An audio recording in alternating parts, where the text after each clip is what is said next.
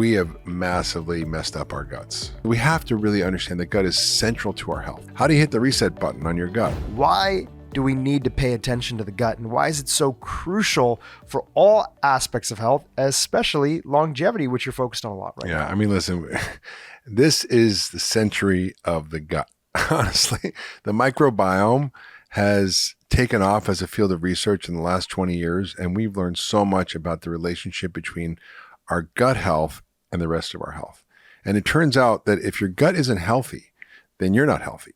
If your gut is messed up inside, we call it dysbiosis. It's a huge risk factor for heart attacks, strokes, cancer, obesity, weight gain, diabetes, Alzheimer's, autism, autoimmune disease, allergies, asthma, and of course, all the digestive disorders of irritable bowel and reflux and inflammatory bowel and bloating. I mean, you name it, the microbiome plays a role. Even longevity. In my longevity research, it's astounding to see the changes that happen in our microbiome as we age, and the healthiest people as they get older have healthy microbiomes. The centenarians' poop is much healthier than some young guy's poop who's 60 or 70 who's got all kinds of health conditions. So it's really central. And the question is, why is our gut so messed up, and how do we fix it? And the reason our guts mess up is our processed diet, is a lack of fiber. I mean, we used to eat 150 grams of fiber per person a day. Now, as hunter-gatherers, now we eat about 8 to 15.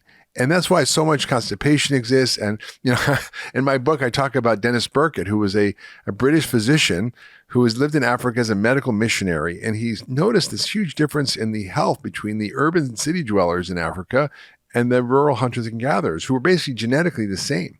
And he noticed that the stool weight of the hunter-gatherers was 2 pounds a day. And that of the urban city dwellers was 4 ounces, like a little teeny turd. That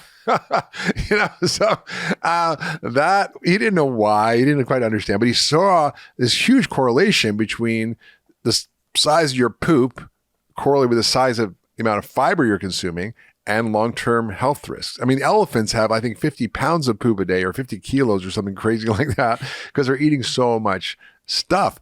So we have to learn how to rebuild and reset our guts. And the reason they're messed up is our processed diet, C-sections, lack of breastfeeding, overuse of certain drugs like antibiotics, acid blockers, anti-inflammatories, the glyphosate in our food supply, which is on 70% of all crops, is a microbiome killer. So there's so many reasons: toxins, pesticides, herbicides. We are just a culture that is gut busting, a society that is gut busting. And so we need to be proactive about maintaining and optimizing our gut health, which is really why we created this product, Gut Food, as a multivitamin for the gut. Nobody's really talked about that. How do we keep our gut healthy? I mean, yes, there's programs and products and treatments for people with severe gut issues, but how does the average person just keep their gut healthy with a low friction opportunity to actually add in the things we know are necessary on a daily basis to keep your gut healthy? Probiotics, polyphenols, and prebiotics, which you're going to talk about today. Yeah, we're going to dive all into prebiotics. And the thing is, much bigger than any kind of product that you're affiliated with or any companies that we work with or anything like that. This is really about education and education on these topics for low-hanging things. Diet first. Yeah, of course. We always say it, diet first. That's the first thing that we need to focus on. So on that note, there's a prebiotic food that you're a huge fan of, and it's been shown to help out with weight loss, improve metabolism, and blood sugar, and that's called resistant starch. What is resistant starch, and what are some of the common examples that are available to people out there? Yeah, I mean, so resistant starch, it means that rather than being absorbed by the body, it's not absorbed, right? So it's resistant to absorption. So if it can't get absorbed and you can't use it as calories or fuel, what happens to it? Well, it's eaten by the bugs in your gut. Now, if it's the right kind of starch, called resistant starch, it actually starts to fertilize the good bugs because they start to eat this starch and they grow and the good guys grow. And this seems to have broad implications for improving metabolism, for lowering obesity, lowering insulin resistance, curing diabetes. It's really impressive.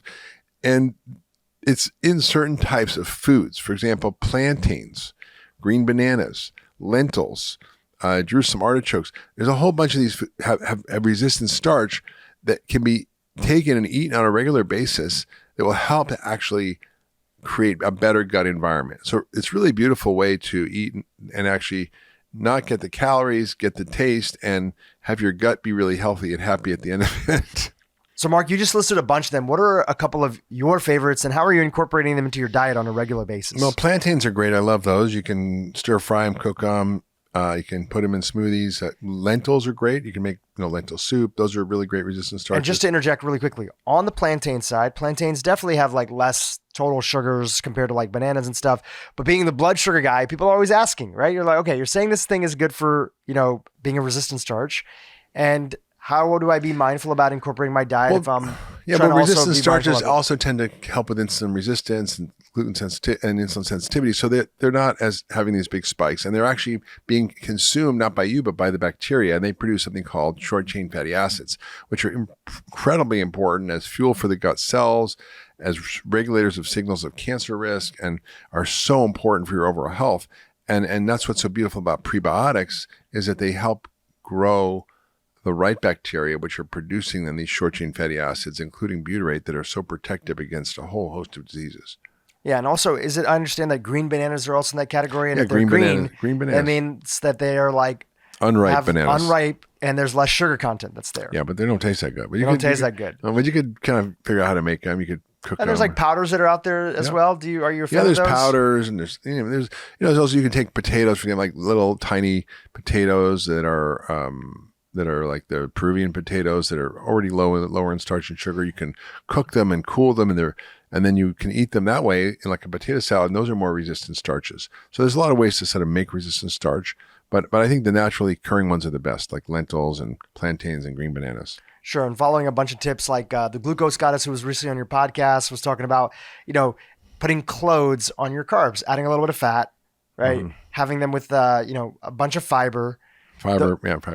Those are things that are going to be helping and making sure you can get the benefits without the blood sugar impact. So funny. I just did a talk at a university called Queen's University in Charlotte, South Carolina, and this woman was interviewing me who was like a top chef, and she was really great. She was a chef, and she has to do a tasting contest of desserts.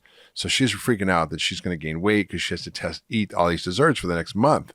And I said, well, all I have to do is take something called PGX, which is polyglycoplex, basically made from cognac root, which is a very highly viscous fiber that absorbs 50 times its weight in water. So I said, just take that about 15 minutes before you eat dessert. It won't spike your blood sugar. You'll be fine. Yeah, PGX is a great product. Shout out to the company. Natural Factors, I think, is that's right. Natural Factors, really great product. It's kind of a hack. You take that before you eat, and you do much better. Yes. Although it's tough to drink a big glass of water with it, you got to make sure you drink like at least two glasses of water with it if you're going to take it. Okay, so can you talk a little bit about the compounds that are produced when our gut bugs eat prebiotics? Why are these so critical for our overall health? Well, these compounds I mentioned are short chain fatty acids, and that's a big mouthful. But these are the products that are produced by bacteria when they're digesting the right fibers, and including prebiotic fibers.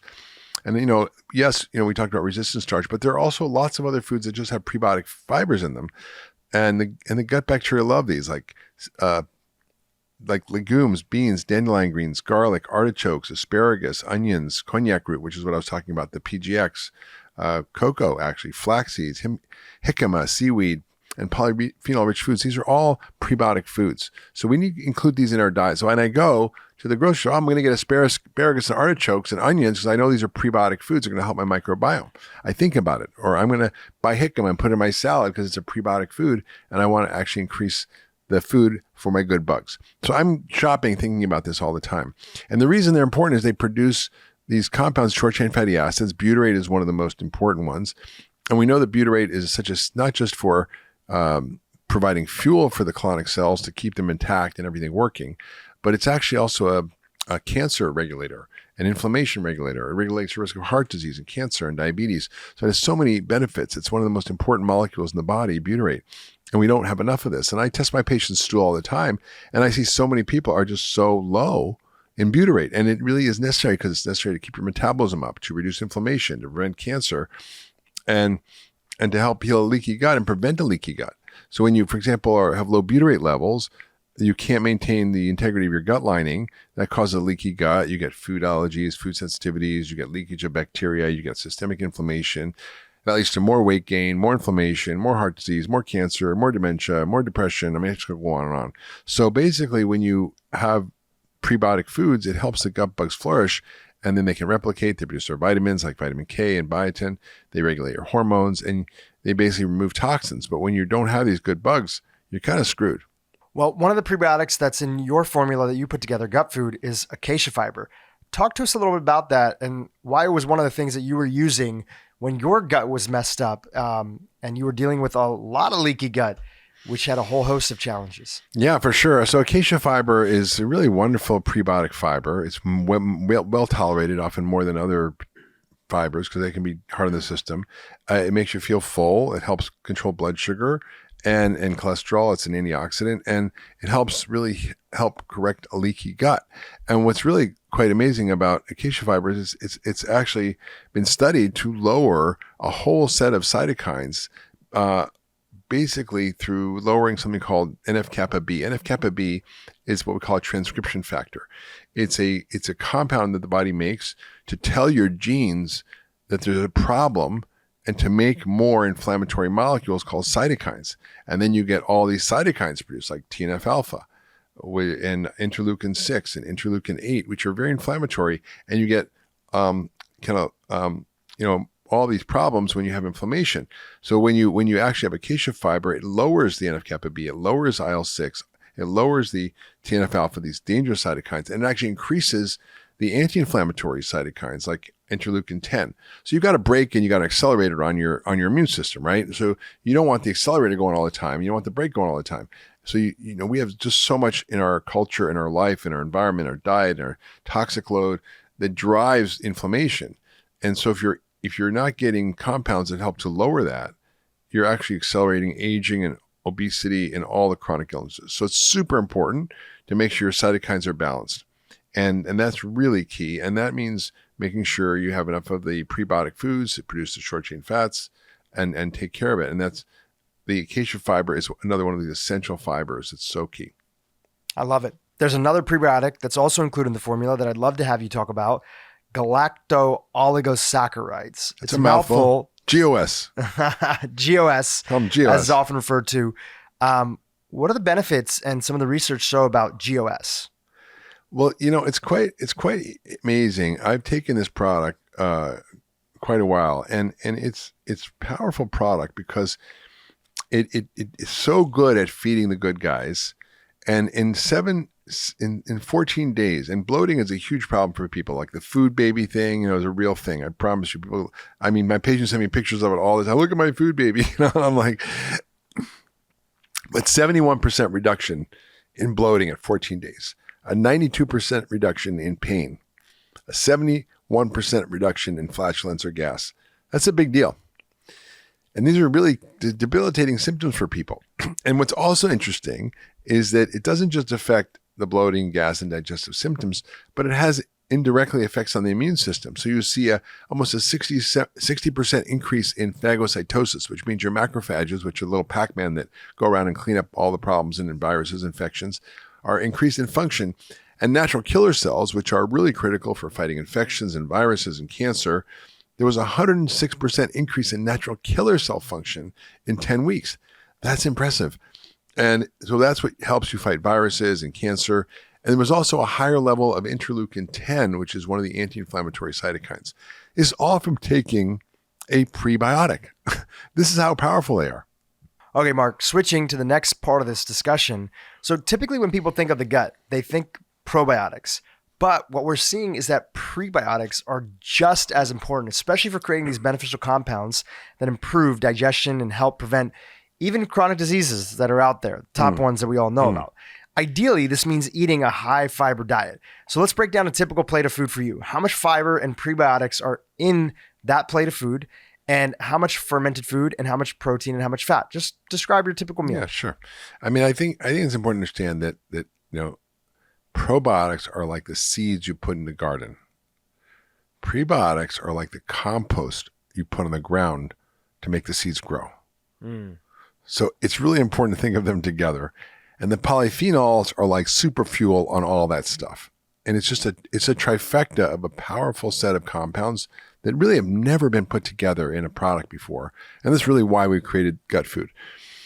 And when you look at particularly my particular day, I tend to eat a lot of fiber-rich foods, and I love those foods because I just like them. But it includes a lot of veggies, so tons of raw veggies and salads, cooked veggies, cooked onions. We learned last time you can't have raw onions. Cooked onions, and I eat, like, for example, the other night I had as a meal, I had duck breast. I had shiitake mushrooms, which are also very high in certain compounds like polysaccharides that are helpful for immune function. We had I had artichokes. I had steamed artichokes, which have, again, prebiotic fibers and also folate and detoxification compounds. I had I think a Japanese sweet potato, which again is full of fiber and also phytochemicals and polyphenols. And also I had asparagus. I had stir-fried asparagus with ginger. So I'm providing all the spices and the asparagus, which also is a prebiotic food, into my diet as just a natural part of cooking and what I like to eat. So I've sort of learned to include some core foods in my diet on a regular basis that I know are both probiotic foods and prebiotic foods, and also fermented foods. So I have miso, I have kimchi, I have sauerkraut. I like pickles, being a good Jew. So basically, I eat a lot of these foods, and then I'll have I'll make sure I eat those are probiotic foods, and I'll eat the prebiotic foods like I mentioned, and the polyphenols. So I tend to eat a lot of colorful fruits and vegetables. And then as fats go, I tend to stay away from refined oils. Avocados are great. Nuts and seeds are great. Extra virgin olive oil is great. So I tend to stick to those fats. And protein is just your palm size serving of protein. So if you're 3 years old or you're 50 years old, whatever your size your palm is, that's about the protein needs you have per meal. And that can be plant proteins or animal proteins. But the plant proteins, you typically need to eat a lot more to get the same grams of protein. If there was one prebiotic food, the people that are listening today, somebody's like, you know what, I'm not eating any of the prebiotic foods. There's one that could be a great starting place, maybe a little easier on the palate, but still beneficial to them. What's that one prebiotic food that if they're not including today, they should think about incorporating? Well, it's kind of a fun one, and it sounds counterintuitive, but it's noodles. And not just any noodles, but a special kind of noodles called shirataki noodles. And these noodles are Japanese noodles that are made from cognac root, this fiber I talked about that was in PGX. It's a prebiotic food, but also has tremendous power to slow the absorption of glucose and fatty acids and other things that actually drive weight gain and obesity. And you can enjoy them because they have no calories and they have no carbohydrates. It's just fiber. So you can make pasta with them. You can put them in soup. They're delicious. And you can buy them now pretty much everywhere. You can buy them online. They're called like miracle noodles. Miracle noodles. Yeah, the shirataki noodles. They have weird ones that are made from soy, but get the ones that are made from cognac root. That's KONJAC, not cognac like the drink. And that's kind of a fun one. We make stir fries at our place all the time. Yeah. By the way, we have no affiliation with this company. It's just something nice that people like to incorporate. Yeah, exactly. It's a good way to get you off a lot of the refined carbohydrates if you're eating pasta on a regular basis.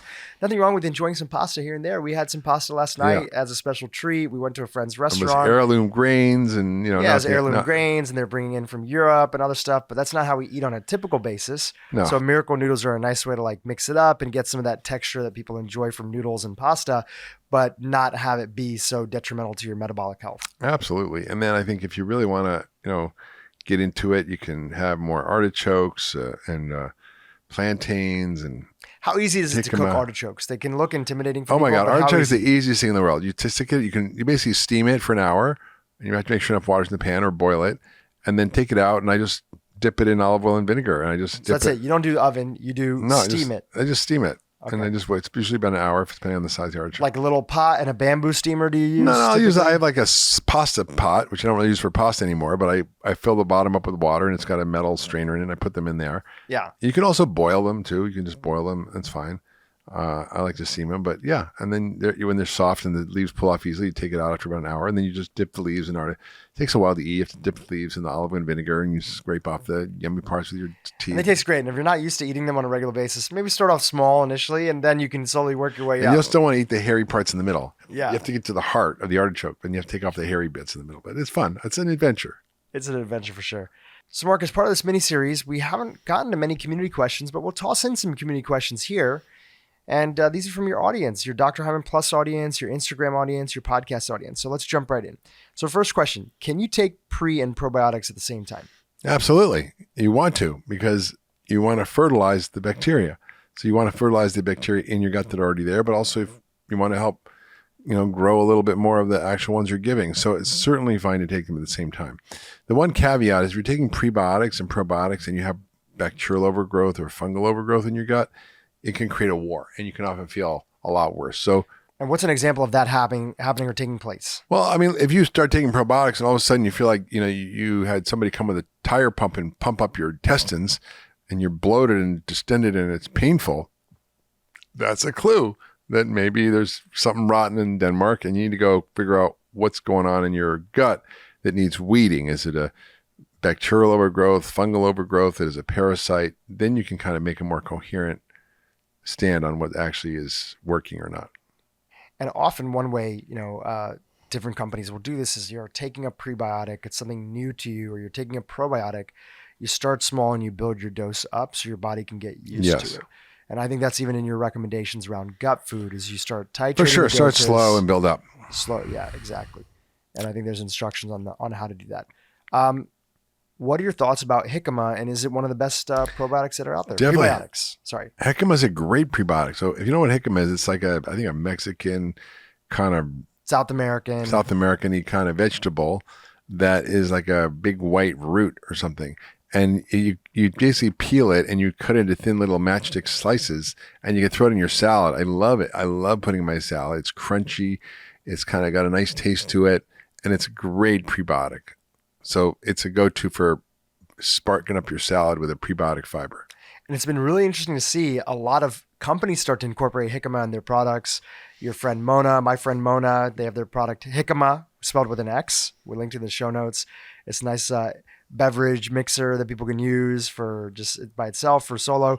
And then our buddy Junaid, and we invest in his company's Farmer's Juice. One of the ways, green juices like spike people's blood sugar like so much because they have so much fruit juice inside of them. Yeah, I know. And he used Jicama to improve the taste, but not spike people's blood sugar. Amazing. And I'm so excited about all those companies. Those are two of them. And there's plenty of others that are out there that are using Jicama juice in their products. So if your diet is in check and pretty pristine, do you still need to supplement with prebiotics and probiotics? I mean, not necessarily. I mean, if you're eating 100 grams of fiber a day, and good luck, let me see that, and you're eating the right prebiotic foods, and you're really doing the right things by your gut in terms of your overall diet, I think it's not necessary to take prebiotics. But for most of us out there, our guts are pretty messed up, and we need a daily dose of something to help. Now, if we're not going to be eating it, I'm traveling right now, so I can't always control what I'm getting. I try my best. I mean, we had seaweed salad for lunch because I know that's got prebiotic fibers in it. That helps me. But I do like to have the insurance of having something on a daily basis, knowing that there's so many things that disrupt our gut, and it's just a good insurance policy to get a multivitamin for my gut every day. Mark, I'd love to get your thoughts on this. That study around the 150 grams, 100 grams of fiber, there's a gentleman named Justin Sonnenberg. I believe he's from Stanford University. And he was one of the ones that was looking at one of the tribes in Africa and looking at their diet, the hunter-gatherer tribes that are out there. The Hadza, exactly. And in that paper, a little bit of the controversy that's been there online is that some people in more of like what I guess we call like the carnivore community, they talk about how a lot of these hunter-gatherer tribes, like fiber was more of a fallback food.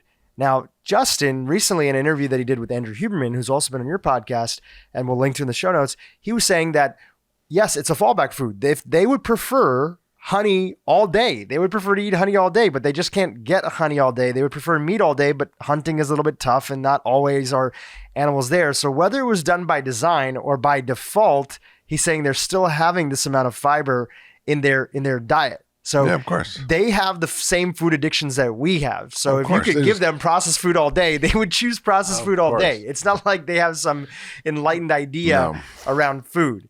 Yeah. And just any thoughts on that big picture? Like any extrapolation you want to add in? Because some people would say, well, when they can get access to meat and honey, they would choose and they would prefer that. So since we have meat and honey all around us, you know, why do we need to be having things like fiber as a regular part of our diet? It's just one of the arguments that's out there. I mean, listen, if you're a carnivore, your gut microbiome changes very fast. If you're an omnivore, it's different. If you're a vegan, it's different. So what is the right microbiome? That's really the question, is how do you get a healthier microbiome? And I think, you know, we still haven't figured that out. We know we can measure diversity, which is important, the complexity of the ecosystem. We can measure markers like short chain fatty acids, inflammatory markers. We can look at what bugs are there, what are not there, what's growing, if there's parasites. All that is helpful. You know, what I find challenging about some of these microbiome tests is they only look at the microbes. They don't look at the function of the gut. And as a functional medicine doctor, that's what I care about, is what are these bacteria doing? What are they, for example, some kids I'll see who have autism, very, very low short chain fatty acids of, for example, butyrate, which is anti-inflammatory, and very high levels of something called propionic acid, which is very inflammatory. And propionic acid has been shown in animal studies to increase autism and autism behavior. And if you look at breastfed kids versus bottle-fed kids, they have different short-chain fatty acids. The breastfed kids have high butyrate because their bacteria are being fed by the breast milk with the oligosaccharides that are in the breast milk. Basically, the oligosaccharides are a prebiotic, right? This is a prebiotic made by the body for the bacteria for babies in breast milk. That's what it is. And if you take formula, there's no prebiotic oligosaccharides. And so instead of getting butyrate, these kids get high propionic acid. And that's why we see, you know, breastfeeding is so important, correlated with better health outcomes, and where maybe bottle feeding is leading to increases in propionic acid, which can have adverse consequences for cognitive function, for autism and learning difficulties, ADD, and lots more.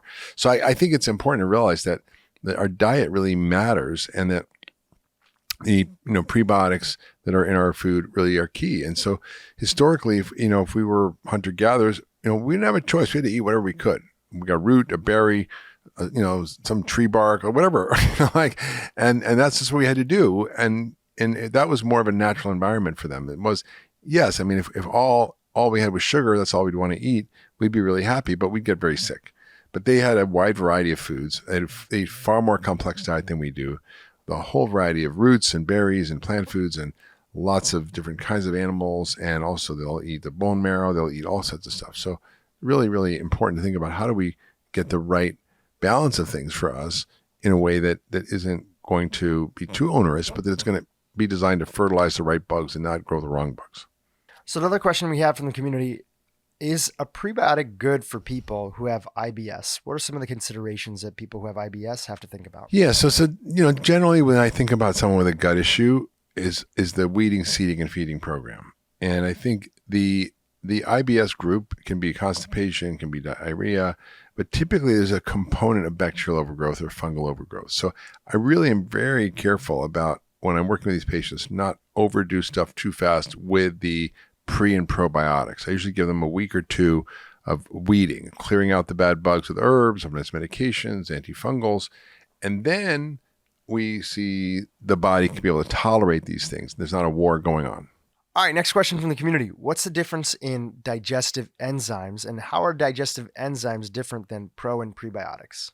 Well, Drew, in order to have a healthy functioning gut, you need a lot of things going on. You need to be able to digest your food. You need the right stomach acid. You need digestive enzymes from your pancreas. You need salivary enzymes from your mouth.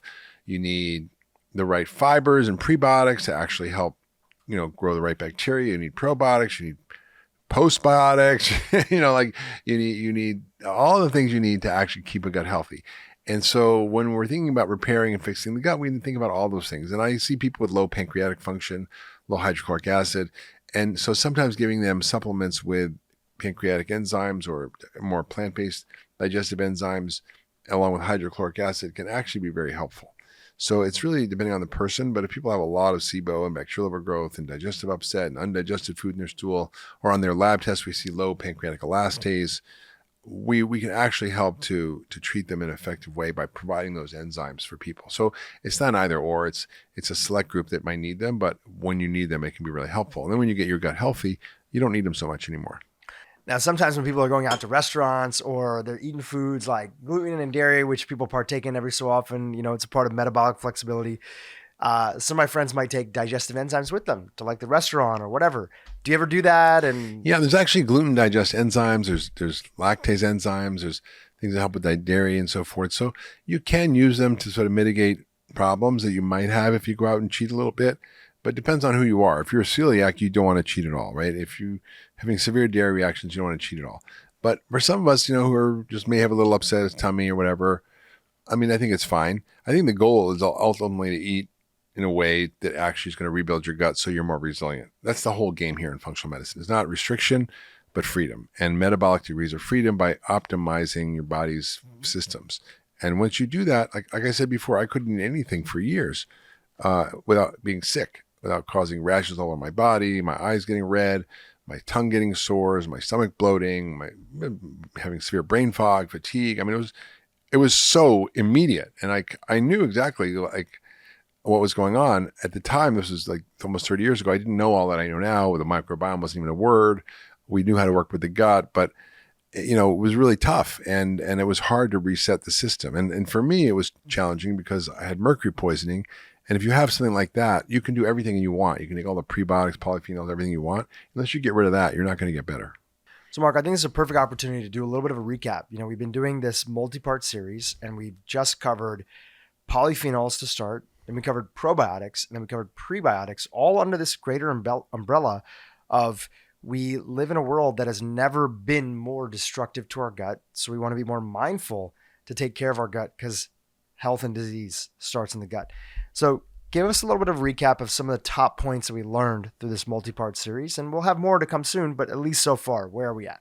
Yeah, I mean, I think the first high level is we have to understand as a culture, we have massively messed up our guts by our industrial processed diet, our lack of fiber, our lack of phytochemicals and polyphenols, by the increasing C-section rates, lack of breastfeeding, the use of antibiotics and gut-busting drugs like Advil and aspirin.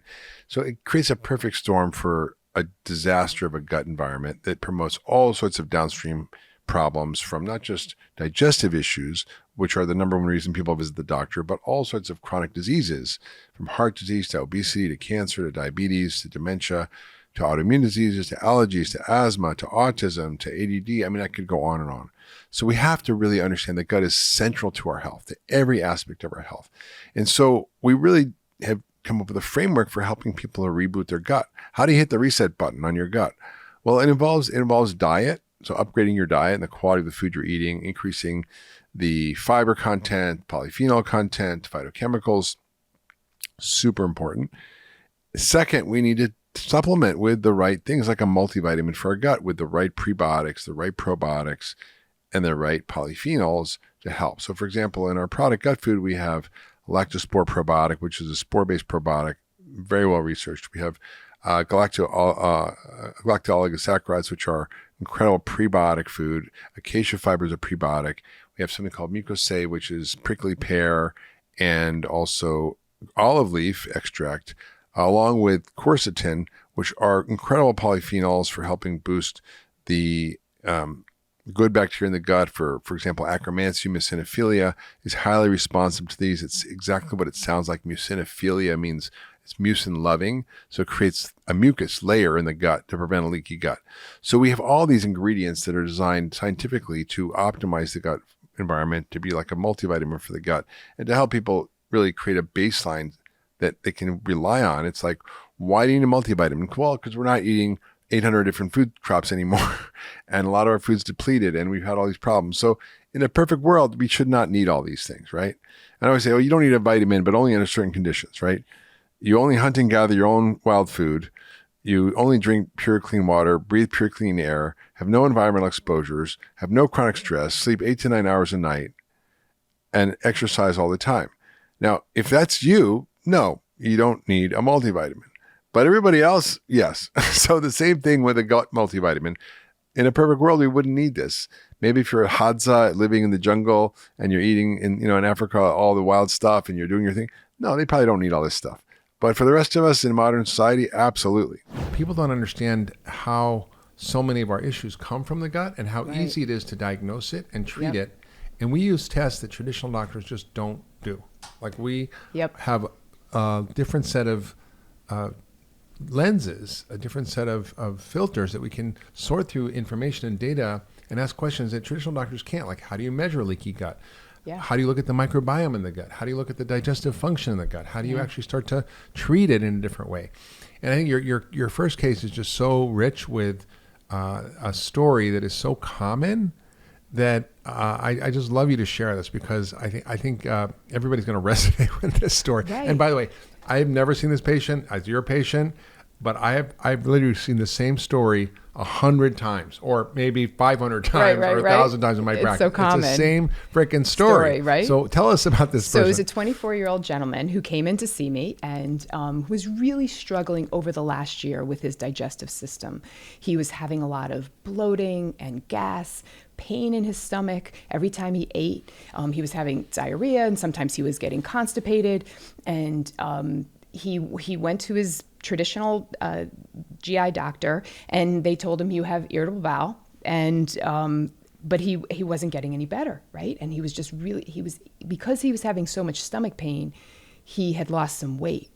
So he wasn't, he was on the thin side to begin with, but because he was having stomach pain when he ate, he wasn't able to eat as much, and he was even losing more weight. He was feeling really weak and tired and sad, depressed, right? And so for him, for everyone, the timeline is so important, right? That's what we learn in functional medicine, is the gathering that information, learning about that individual patient's story, seeing their timeline. We start with a history with the mother and her pregnancy and the birth, and whether they breastfed, and whether they took antibiotics, whether they were sick as a kid, what happened when they were introduced to food, when they got gluten, when they got dairy. We ask all these questions. So when someone comes in with irritable bowel, the average GI guy is not asking all these questions. Right. So why do we ask all those questions? So, because for this gentleman, for example, he really didn't have stomach pain before a year ago, but what we found out is that when he was a kid, he had ear infections.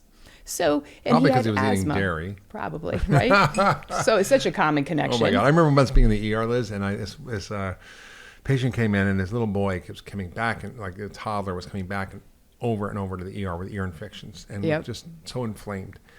And I said, how was he, did you breastfeed? Yeah. So when did he start getting the ear infections? Well, we started formula and dairy and milk. And I'm like, oh, okay. And this is even before I knew about functional medicine. I know. And I was like, well, maybe you shouldn't eat dairy. And the kid was fine, Right. That's such a common connection. I mean, even my son, when he started dairy, he got asthma and eczema. It's unfortunately such a common connection. So for this child, he had a lot of ear infections and eczema, and so he was on antibiotics about once or twice a year in his childhood, and he really didn't think that was very much. Yeah. He's like, that's not, that wasn't too much. But, it makes a huge impact on the microbiome, as we're learning. Mm-hmm. And then he started to have acne as a teenager, maybe because of dairy more, right? Or some of the imbalances in the microbiome, right? So when you screw up the gut with antibiotics or a C-section or lack of breastfeeding, then you get often more acne. Yes. And we treat acne from the top in as opposed to the inside out, which is actually where it works much better. And this gentleman was given low dose antibiotics for 2 years. Yeah. So then he took even more antibiotics. Yeah. And so this history of antibiotics sort of set him up. And about a year ago, he had some sort of stomach bug. So some probably viral stomach infection. And then since that time, he started to have all of these digestive issues and was losing weight. And so, which is a common story. People are so common, have like you said. This sort of smoldering a bunch of insults over the course of their life. Maybe they were a C-section, they had antibiotics as a kid, they took acne antibiotics, they had, they were eating a crappy diet, whatever. And then all of a sudden something happens, and then boom, the body can't take it anymore, and it creates some kind of disease. Yeah. But if you look at the story, you can often map out exactly how this happened. That connection with his acne, with his asthma, with his digestive issues, with those antibiotics, that's that story we often see. And we're not making this up. There's so much science that shows that your gut microbiome plays a role in acne and eczema and asthma. That it plays. I mean, we're actually doing this at Cleveland Clinic now. We're studying asthma and looking at how the microbiome plays a role and how it affects inflammation, all these various factors that most doctors just don't pay attention to. Right. So with him, as we do with most of our patients, we do food first, right? So we said, okay, we've got to really focus on this person's diet and help him start feeling better right away so he can start to eat more and regain some of his strength.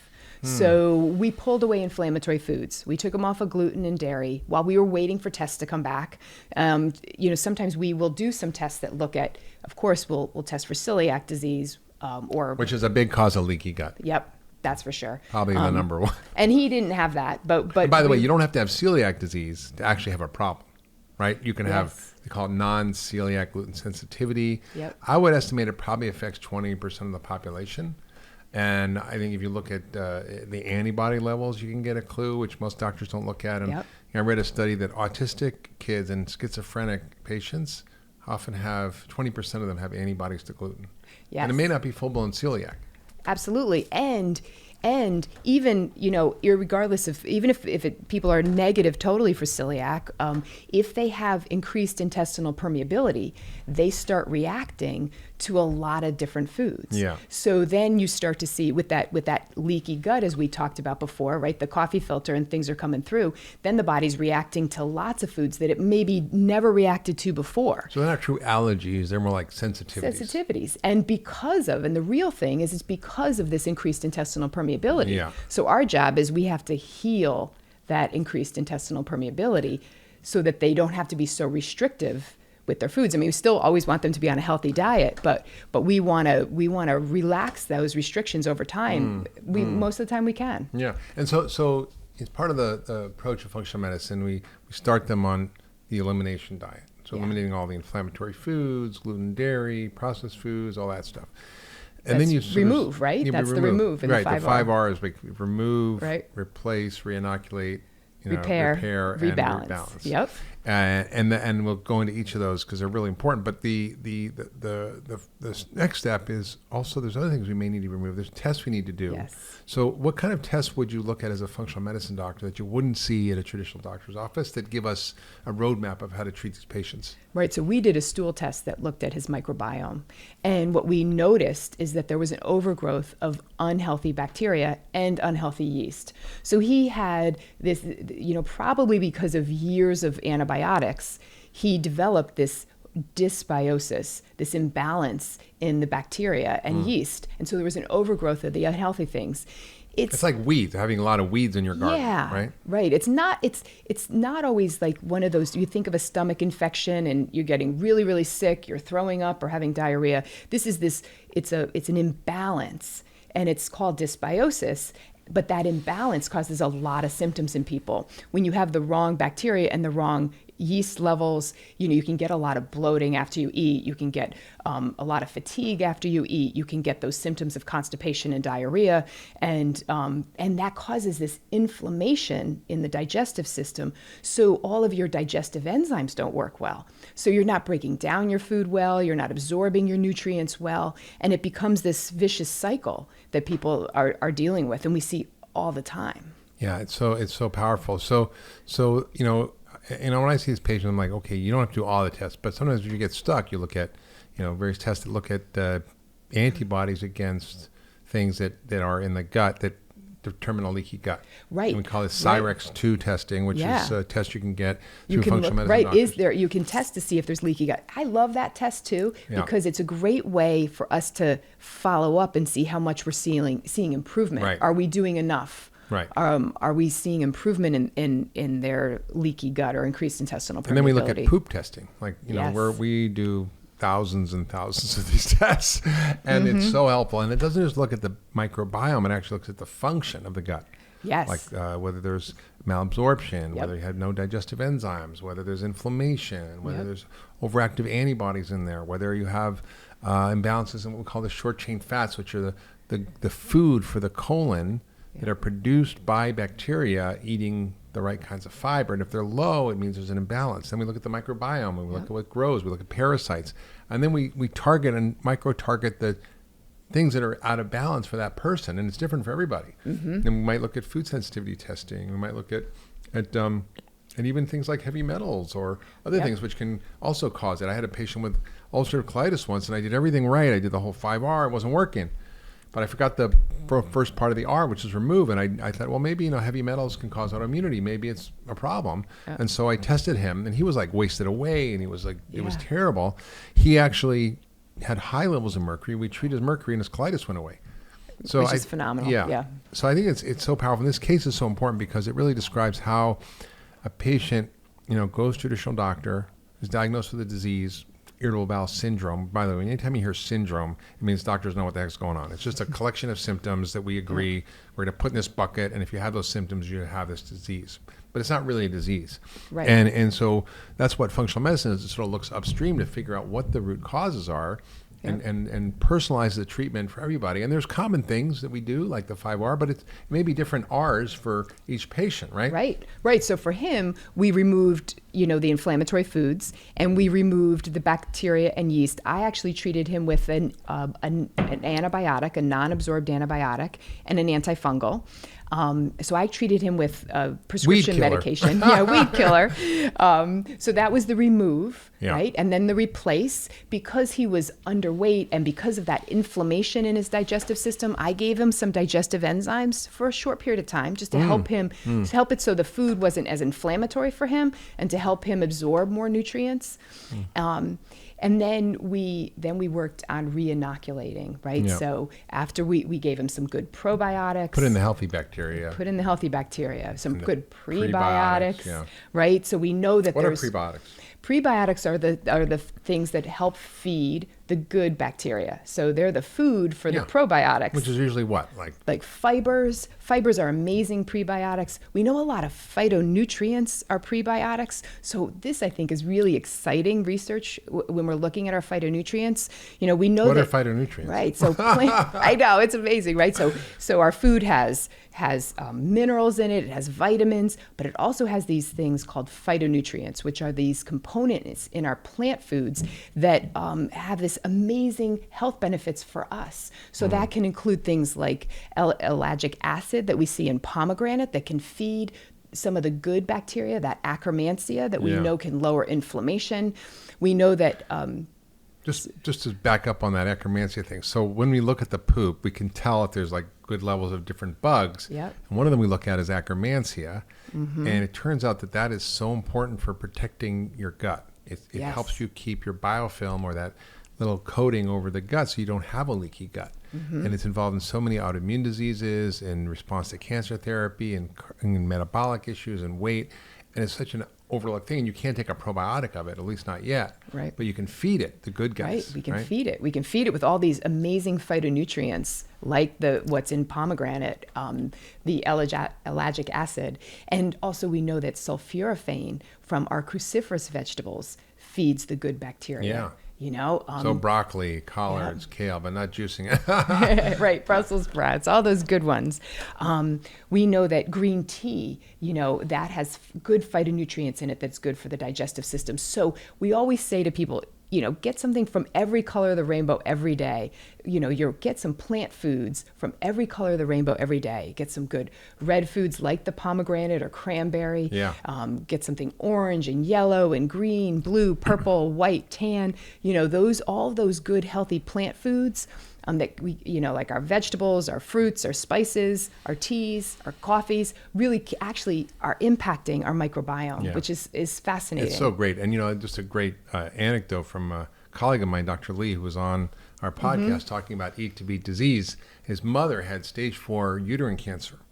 And being the smart doc he is, he understood from the research that if you have low Akkermansia, patients don't respond to the immunotherapy, what they call the checkpoint inhibitors, which is this new form of cancer therapy that helps activate your immune system.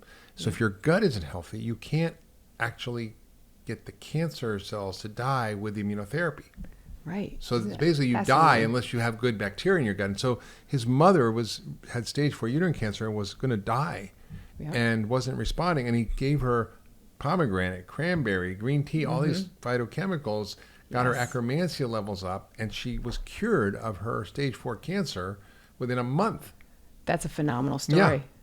It's an incredible story. And I think that just shows the power of these plant foods. Of the plant foods and of getting focused on the gut. Yes. Yes. We call it the 5R. I call it the weeding, seeding, and feeding program. So like you weed out the bad things, you seed it with the good things, and you feed it with good nutrients and all this stuff. So it's really, it's so powerful. I can't tell you, as a functional medicine doctor for the last 30 years, and you've been doing this almost as long, the results you get from focusing on the gut with so many conditions, whether it's autoimmune or whether it's allergic, whether it's digestive, whether it's your skin issues like acne, eczema, whether it's your mood, whether it's weight, metabolism, whether it's migraines, whether it's Alzheimer's, autism, ADD. It's just amazing when you start to focus on this. So let's break down the 5R program for everybody. So we got the remove. So what are we looking at? We're removing unhealthy foods or inflammatory foods for that person. So they can be food sensitivities, things like gluten food and dairy, allergies, the big ones. food sensitivities, right? And then we're removing and processed food and junk food. Oh yeah, right? that's for sure. Right. And sugars and excess sugar, which is feeding the wrong bacteria. Yeah. And then we're removing the unhealthy bugs or yeasts or viruses. You might have bacterial overgrowth, yeast overgrowth, a parasite. Yep. I was on the Red Table Talk, and Jada and her son both had parasites, and they both had gut issues for a long, long time. Right. And they thought it was just how they were. Yeah. But with short little course of treatment, they were both, I've never felt better, right? And all these other symptoms got better. Because now you're actually absorbing the nutrients you're eating, which just helps the body heal. Yeah. Right? So you remove. Then we replace. But you might also remove things like heavy metals or stress or toxic people in your life or whatever's giving you a stomach problem. Right. Replace means just to replace some of those digestive enzymes if needed. Reinoculate. The replace also could be like prebiotics, right? So putting in the fibers to feed the gut and to actually maybe use hydrochloric acid sometimes for people who aren't digesting their food as they get older. Yeah, and to help get them off of the acid blockers, which we know are creating a lot of problems because we need that acid in our stomach to digest our food. Okay, let's take a little detour. So you just mentioned acid blockers. Okay, these are among the most prevalent drugs prescribed today in America, other than statins, I think. When I was in medical school in the 80s, we just had those drugs come on the market. The drug reps used to come to us and say, these are very powerful drugs. Never use them for more than 6 weeks because they block stomach acid and they'll cause significant problems if you do that long term. Right. You can cure an ulcer with it. You can fix an acute problem, but never use this. Now people are on this for decades. Yes. And the side effect, which is listed in the manuals that we get as doctors, is that it causes irritable bowel syndrome. Right. So you end up fixing the heartburn, but you get irritable bowel and bloating and bacterial overgrowth and all these problems. Right, because you need the acid in your stomach. And when you block that acid, then there can be an overgrowth of bacteria where there's not supposed to be. And that can cause all those slew of problems.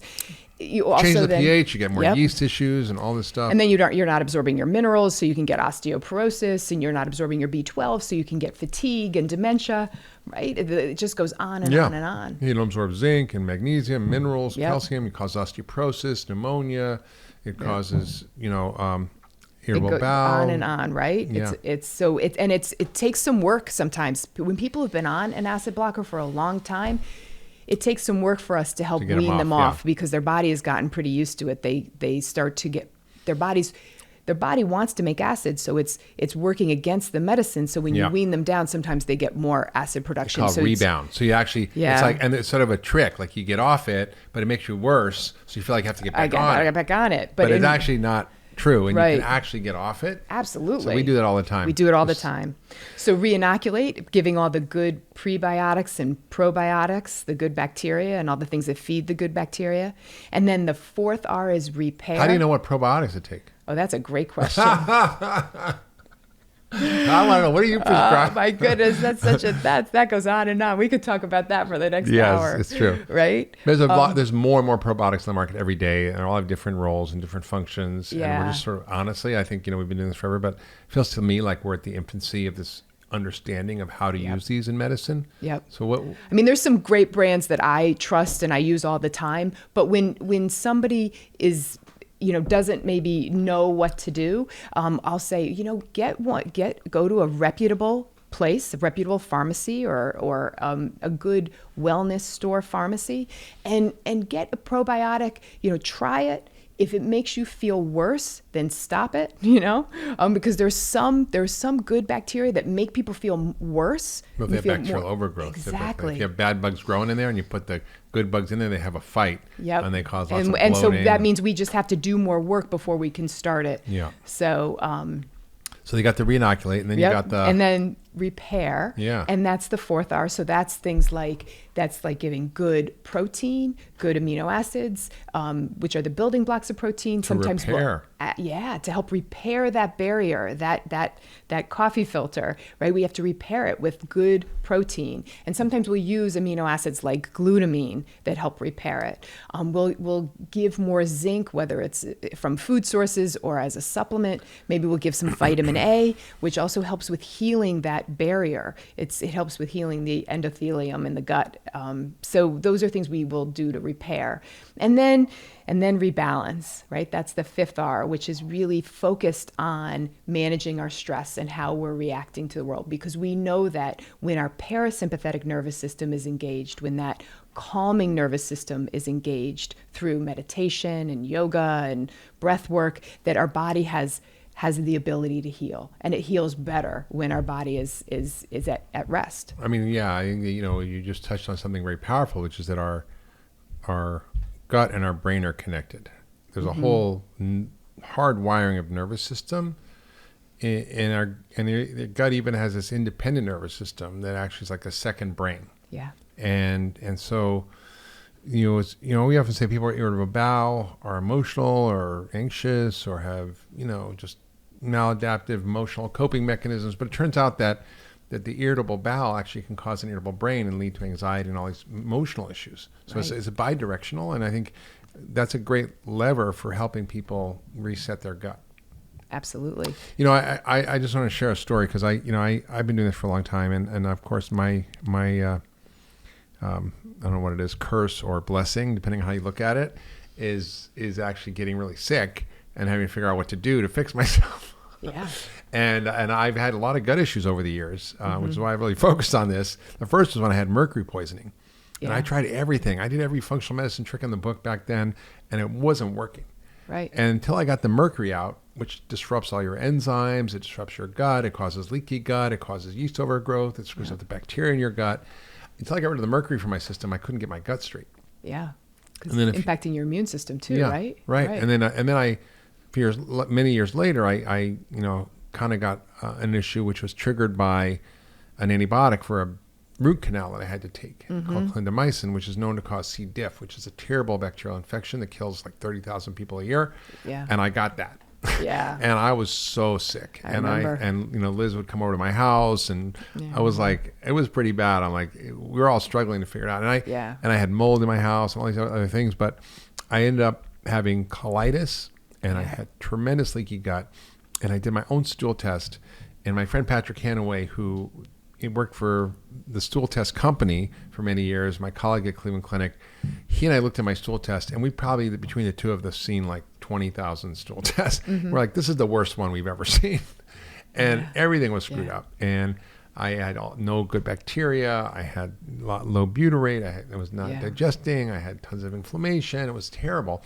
And I couldn't really fix it using a lot of the traditional things. And then I started to sort of work on a gut shake, which included a lot of the sort of 5R concepts, right? So I cleaned up my diet, obviously. I got rid of the bad bugs, but I used a combination of these polyphenols from the plants, a pomegranate, cranberry, green tea.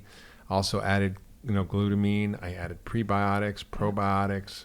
I even added colostrum, which is to help regulate the immune system. And it was like a miracle. I went from full-blown colitis to like normal in 3 weeks.